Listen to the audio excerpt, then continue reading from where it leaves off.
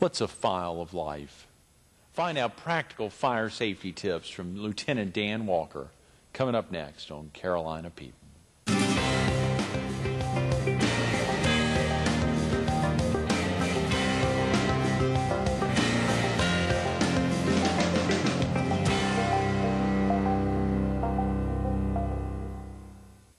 Good morning. Welcome to Carolina People. This morning we're at the Myrtle Beach Herald.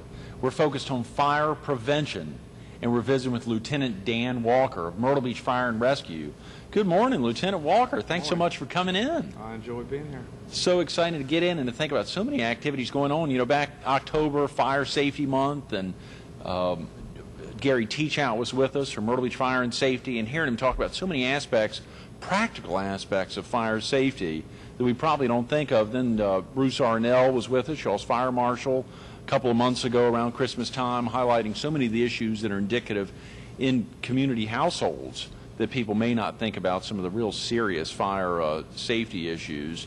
And of course, having seen you recently in an event at the Palace Theater made me think about trying to get you in, as well as one of the events over at the Convention Center. So thanks so much for taking the time to get in. Oh, thank you. What are some of the big issues about fire safety that people don't think about on a regular basis, Dan? Oh, some of the issues that we try to promote, some of the main issues is the basic things. If people out there just think about the basics and think about their smoke detectors, do they work? A lot of people don't realize that you have a 50% greater chance of surviving a fire in your home if you have a working smoke detector. And I always stress working, because lots of folks just take for granted that they have a smoke detector and it's working, and that's not the case. If it's battery operated, the batteries go dead, and it could be malfunctioning, anything of that nature. So we try to get out there and ensure that people have smoke detectors, and you know, we have programs if they need one that we can help them with. Just general fire safety in their homes, you know, going around, you know, cleanliness in your home, that's a big thing. You know, making sure things are clean, things are maintained. You know, it's cold out there now, and you know, people at the beginning of the season don't always go out and clean their chimneys or get their heater and air conditioner serviced. And those are the things, space heating. That's one of our main problems, is space heating. People use space heaters and they leave them unattended. They put them too close to a combustible material. Right. We always promote that, you know, you need to, if you're going to use a space heater, that's okay.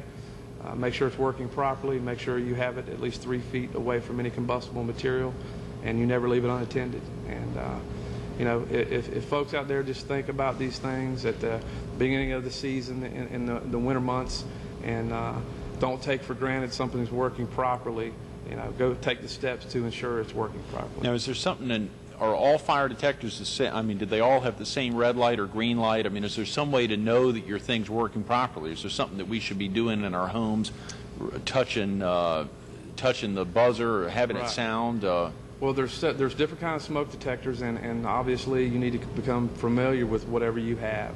And you know, some of them work a little differently. They might sound a little differently, but most of them work the same as far as, you know, if they detect smoke. Right. And what you need to do, though, on a monthly basis is just push the button. If you notice that your smoke detector is blinking in an odd way, maybe a red light, maybe even blinking green, that doesn't necessarily, just because it has a green light, mean it's working properly. Push the button, see if it goes off. If it goes off and it's working properly, more than likely. Right. If you hear an odd noise coming out of your smoke detector, maybe every 30 seconds you maybe hear a beep or an odd noise, that's usually an indicator that the battery needs to be changed, or there's a problem with the detector. Oh yeah, it's amazing. I'm sure you go into households all the time. You'll see detectors on the wall. You'll see the battery either out or, you know, loosely attended, knowing that at some point the thing was going off and someone just wanted to shut it up. That's correct. Yeah, we see that a lot, especially near the kitchen. Folks will, you know, it goes off, they're cooking, and they take the battery out and leave it out. Certainly that's not something you want to do. Best thing to do is just try to air out the house and deal with it. And if you do absolutely have to take the battery out, you absolutely return it right away. And that's probably a good time just to replace the battery too. Right, good point. Dan, real quick about yourself. Are you originally from the area? No, originally from West Virginia. Moved to Virginia, Northern Virginia, and moved down here in '89, just right before Hugo hit us. Oh, yeah, that's been a wild time to move Yeah, down here. that was interesting. Wasn't sure whether I wanted to stay after that, but really enjoyed the area, and glad I stuck it out. Do you have family here in the area? Yeah, I have brothers and sisters that live here, and that's why I moved down here. I had a brother that lived down here at the time. Used to come here as a child to the beach and enjoyed this area, so made the trip down and stayed. I think I saw y'all have a child in middle school and one in high school. Yes, I have a girl in Myrtle Beach Middle School and a son in Myrtle Beach High School. So They help keep you abreast of a lot of things going on in the Yeah. community that y'all may not That's right. keep your eyes on. and keep me busy, plenty busy. I'm They're sure. both involved in sports, so yeah, great community. Really enjoy this area. It is a great community. What's the best number if someone wanted to call, if someone needed to get off to school right now or get out to work? What's the best number for someone to get in touch with you? Obviously, there's a lot of things we'll cover today, particularly the File of Life, which we want to highlight in a minute. But if someone wanted to learn more about fire prevention or fire safety and they've got to get out to work or to school now, what's the best number to call? Yes, the number to call Myrtle Beach Fire Department, Myrtle Beach Fire Rescue, is 843-918-1221. Okay, 843-918-1221. That's correct. Okay, and that would be, and obviously if they were calling after hours or calling now around 7 a.m., they could leave a message. Yeah, certainly. They could leave a message and someone would get right back to them and answer their questions or at least point them in the right direction. I mentioned that File of Life, and I'm so glad you brought a couple of examples with you. That's something that you all have kicked off, and there are a couple of different departments or community resources that people could contact about getting them. But what's the purpose behind the File of Life?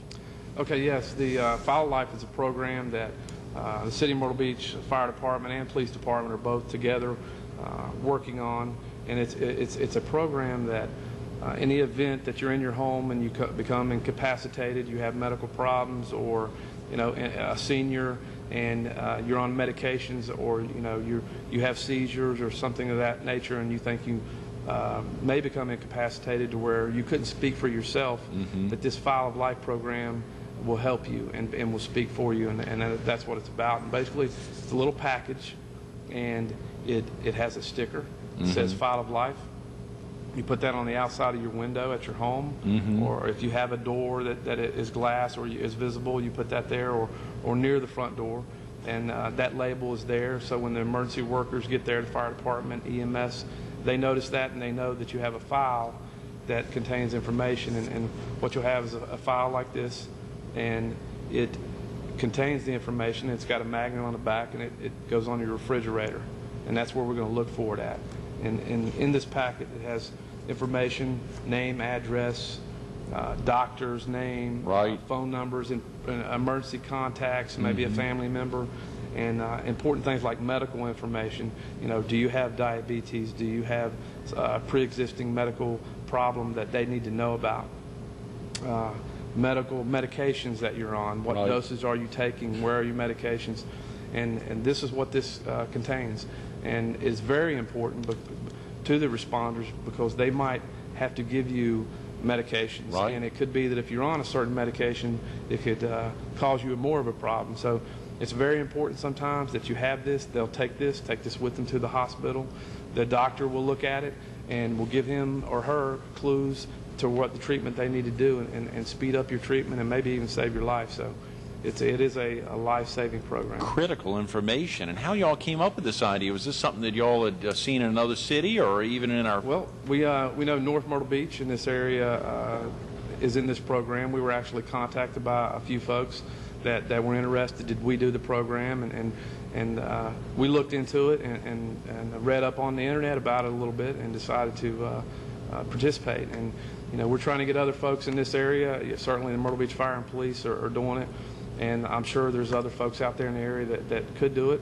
And it's easy to search out. If you go on the internet and you just type in File of Life, it'll provide you with information there to where you can order these.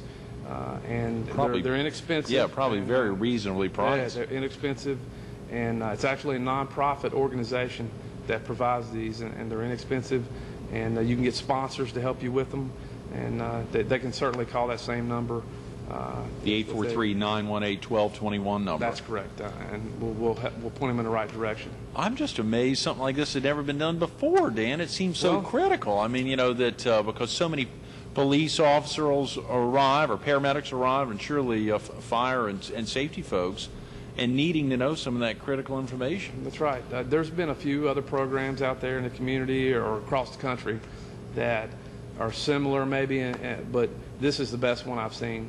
And it's visible, it provides the information quickly, and it definitely really can. I always, when I talk to other folks from other areas, fire departments, to look into this program and see about getting it going. That's fantastic.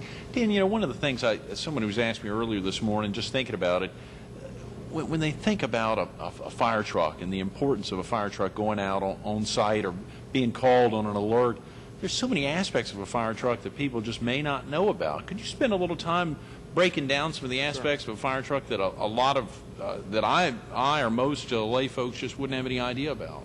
Sure. First, a lot of people call it fire trucks, just like you just said. A fire truck actually is a apparatus, is what we call an apparatus, or a piece of equipment, a vehicle with a ladder on top of it. Seen the ladder trucks driving around? That's actually what we call a truck or a truck company. And a ladder truck or a truck company, they have specific duties. All vehicles or apparatus in the fire department have specific equipment and duties that crew or team will do in the event of an emergency, be a medical emergency, a fire, or a vehicle accident. So the truck company actually is mostly responsible for rescue. They get to the incident, and they might be told to rescue, search inside of a building to rescue someone. They have specialized tools and equipment. Our fire trucks, carry thermal imagers, which actually see through smoke, and it's a handheld piece of equipment that they hold up like a camera. Right. And it sees through the smoke, and it'll pick up the heat and the image, any image, so you can actually, it's your eyes for you. And they do ventilation. If you've seen fire departments cutting holes in roofs, Yeah. they cut holes in roofs, and then they have the chainsaws and the specialized equipment. So that's a fire truck. A fire engine is a piece of equipment that usually responds first in on a structure fire or a building fire, and it carries water, normally carries water, a lot of hose, and it'll carry equipment, and they're responsible for, say, laying what we call large diameter hose to a fire hydrant, and it connects to that. They carry the hose into the building and take the hose and put out the fire. That's their main responsibility, is fire suppression, stop the fire. The fire truck is responsible for rescue and ventilation, things of that nature, and that's the difference. And then we have a specialized piece of equipment in the city of Myrtle Beach that is a rescue, and the rescue also does search and rescue and carries thermal imagers, and they do certain things, and they carry specialized equipment for extrication.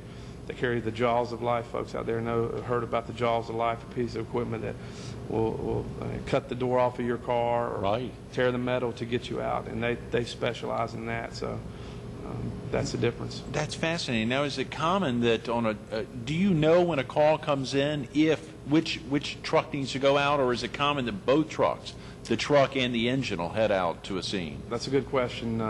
We have what we call protocols, and depending on what the call is, depending if it's a structure fire, you'll get several engines, one ladder truck, an ambulance, a battalion chief, or a commander, and you'll get this whole variety of apparatus to come there and do all these different jobs together. Right. To what we call organized chaos. And when you get to a fire, that's basically what it is. It's normally chaos, and we organize it, and that's how we get it done. But if it's a motor vehicle accident, there's a certain piece of equipment that's going to go, and there are protocols, and when the bell goes off in the station, those firefighters know who's supposed to go, and they'll be told by the dispatch center. I'm glad you mentioned station. I bet a lot of viewers don't know exactly what's located in a station as well, Dan. Can you share with viewers a little about a typical fire station, if there is such a thing, and then also maybe the hours that the folks there on staff would be working under? Sure.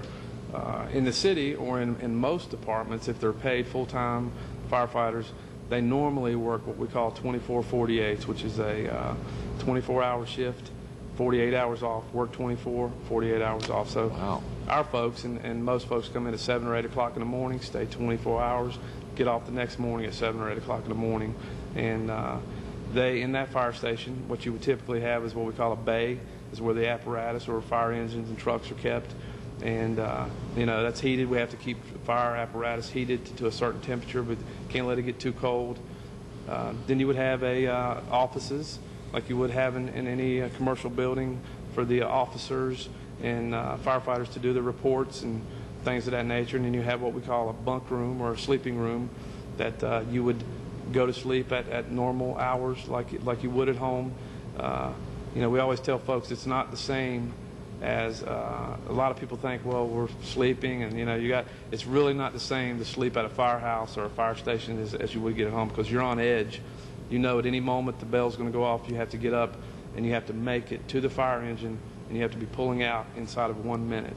Oh, come what on. Our protocol is. No way, a minute. That's right, 1 minute. From sleep to in, actually out to in the moving. Truck and to be moving. That's right. You are kidding. That's right, and that's because it's crucial that we get there fast, and so our folks are trained that way, and all firefighters are trained that way to get there fast. The bunk room is normally located right next to the bay, so they can get to the fire apparatus quick. You would have a day room. A lot of people wonder we have a day room. It's a living room. Basically, it has a TV and maybe a place to sit down and relax a little bit after your duties are done, after 5 or 6 o'clock in the evening.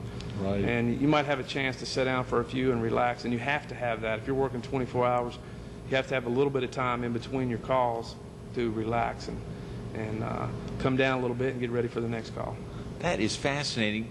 Now, I was just thinking, I was going to ask the question about, do you all ever give tours of fire stations? But I suspect if you've got to be ready to hop in less than a minute to actually be up and moving, I guess a lot of folks aren't coming in at nighttime to take tours, but do you all have tours during the day for school kids absolutely. or senior groups or otherwise? Anyone. I mean, we actually have people just come by and from other fire departments, places just want to look around, and we're happy to do that. We love to see that. We bring fire schools in, show them around. We actually, just like what I talked about, this is what a fire station does. And, we always keep someone with them in case we get a call, and let them climb on the apparatus and the trucks. And, we try to incorporate along with that education. If we do a tour at our station, we do a fire education along with it and try to teach something, not just show. I think either Gary or Bruce had mentioned, Dan, that aspect of you really don't think necessarily about firemen and women or EMT and rescue personnel until there is an emergency. I mean, there's not that constant thought about it. I guess it's the same with police officers. And surely an aspect like File of Life is a constant reminder of some of the importance that accidents do happen. That's right. A lot of folks out there are complacent. They feel like, I see that's something that I see on TV. It's not going to happen to me. My house is not going to catch on fire. It's something that happens to somebody else, and that's obviously not a good way to be. We're aggressive in fire prevention and proactive. The fire service in general looks at things a lot differently than we did 25, 50 years ago. Say, fire prevention is where it's at. We're no longer sitting in the station waiting on the accident to happen and the fire to happen and go put it out. We're proactive, that we want to get the message out and identify where the problems are and try to stop it before it happens. So that's the way the fire service looks at it now. Is that one of the biggest hurdles y'all face, Dan, is just trying to find the best way to get the word out about prevention? That is, and this is one good way we do that, and we're out in the malls and at the department stores, and we're at every location we can trying to pass out information to provide people with the education that they need to know to maybe help themselves or save themselves. I think you mentioned earlier before we started that in the city of Myrtle Beach, all of the fire and rescue personnel have to be both EMT and paramedics. Is that correct? That's correct, yes. At the city of Myrtle Beach and a lot of departments, you have to be an EMT, at least an EMT certified, and it's something the city provides, and they'll help you get through the school, but it's required within 1 year of employment if you get to go through the fire school and get a job with the city of Myrtle Beach. You're required to do that, and that's actually how I got involved. Is I went to EMT school thinking maybe I could use it at some point, and that's how I got involved in the fire service. So all of our people have to be that. We have everything on our fire apparatus. We carry all the medical equipment that an ambulance would carry. We just don't carry a stretcher, so we can do anything that the ambulance can do, and we normally get there first and we can provide that immediate medical care that is needed to stabilize you, and then the ambulance gets there. We assist the ambulance crew, and a lot of times we'll go to the hospital with the ambulance crew and see that through. That is tremendous. No wonder y'all are working those incredible shifts. I mean, to be able to do all that and not worry about, oh my God, I got to get off, I got to do something. I mean, you're in that mindset that you're there for 24 hours. That's, yes, you come to work, and you know, these folks are, what we say is, you know, it has to be in your blood is kind of what we use. It's made for some people it's not, but you know, these people, you know, that are firefighters, EMTs and all, you know, they're not going to get rich. They enjoy helping people, and it's important. It's a constant education within the fire service as an EMT or a firefighter. Mm-hmm. It's a constant education that you have to go through. Technology is always changing. Mm-hmm. It's never ending. So it has to be in your blood to want to get out there and do that. But you know, we enjoy it. Speaking of education, I think a lot of folks hear that phrase "first responder." What's that applying to? First responder is most departments have a first responder program.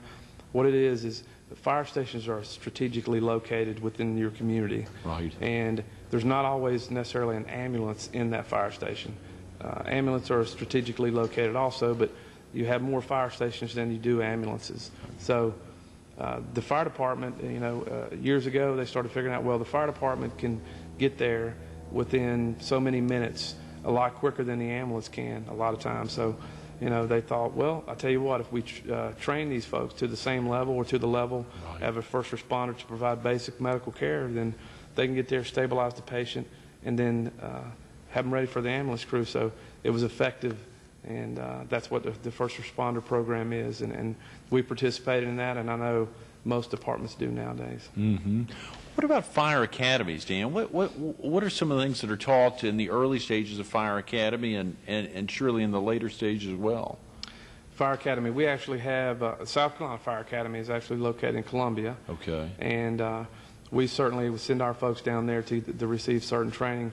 But a lot of us, including myself, are academy instructors, fire academy instructors. Is that right? And we actually have in the Myrtle Beach a fire academy that we have the equipment and the instructors to hold our own recruit academy for our own folks when we hire them. We also invite other departments to put their folks in our academy, and it's 11, 12 weeks long, and basically it just starts out as basic firefighting, and you get certified through the ranks with your national certifications as structural firefighters, and you learn about CPR, basic first aid. Our emergency medical technicians incorporated in our program now. You actually learn about hazmat or hazardous materials, a whole array of education that you learn in a short amount of time, but that's what you do. You come to our academy from 8 to 5 and you learn all these things, mm-hmm. and you have a formal graduation that you go through, and then you're placed on a specific station on a piece of equipment. That's fascinating. We just got a couple of minutes. I was thinking about that aspect of you are right now around as we get close to 7:30s, either in the living room, they may be in the kitchen, or in the bedroom watching us right now. What are some of the fire hazards that they're looking around the room that they may need to be cognizant of as they think about things within their house, let's say in a living room? Very, very good. You know, as you look around your home, say the living room, one of the things that we find that causes a lot of fires are extension cords. Extension cords, they're not made to, say, plug your TV up. There's more power that you're pushing through that than it's really made for. The extension cord is made for a short amount of time, for something that you're plugging up for a short amount of time, not a TV that's what we call a permanent piece of equipment. Mm-hmm. So if you have to use an extension cord or something to plug something in, you want to use a surge protector. And it's something that has maybe several outlets on it, but it has a system inside of it that will keep it from being overloaded and things of that nature. Wall outlets, loose wall outlets, right. That can be a major hazard to where the wires become loose, they contact something it shouldn't contact, wood or metal, and conduct heat, and that's where we get a lot of fires too. Just general housekeeping. If you keep your house clean and picked up, you're less likely to have a fire. We find that housekeeping in general If you have poor housekeeping, you're more likely to have a fire. So keep things picked up, your house clean, clean your vents in your kitchen area, make sure nothing's on the stove. Make sure that if you have children that there's no way that they can get to the stove to turn it on, that there's no frayed wires in any of this equipment you might have in your home. Your fireplace, make sure that it's serviced. Your heating system, make sure it's serviced. Don't take anything for granted that it's working properly. You know, check it out yourself or have a professional come and check it out. And it's worth it. I think you would find out that saves people's lives. Absolutely. Dan, thanks so much for being with us this morning. Glad to be here. I enjoyed it. Definitely. Stay tuned to more Carolina People with Lieutenant Dan Walker coming up next.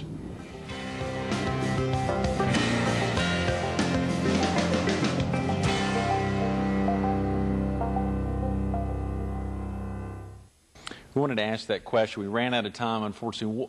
What's in the blood? What's in it that makes you different? Or if there is anything in the blood, you heard Dan talking about that for EMTs or paramedics or fire rescue personnel or police officers or even military officers, that aspect. Give them a call at 843-918-1221 to talk about it. Just basic fire prevention, basic education. You heard him talking about so many aspects in a living room or in a kitchen or inside your house.